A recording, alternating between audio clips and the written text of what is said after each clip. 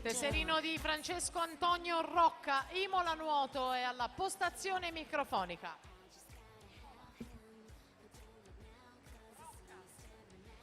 Metà gara intanto con la serie 7, in testa la Bonetto 31,63. Per la sesta serie Martina Buttazzoni in 1, Giorgia Gianello in 2, Sara Maragno in 3, Aurora Moscellin in 4, Paola Ilenia Baro in 5, in 6 Valentina Darif, Sara Rigoni in 7, Alice Volpato in 8.